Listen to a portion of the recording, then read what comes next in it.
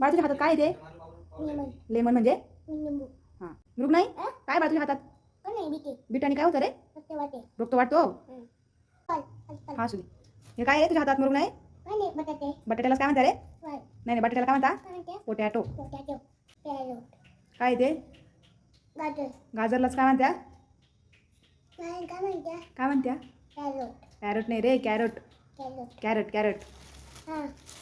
हे काय मग तुझ्या हातात? एक काय म्हणते नाही एक नाही. मृग नाही तुझ्या हातात काय आहे? पेरू. पेरूला काय म्हणता रे? गहू. काय? गहू. गवा. गवा.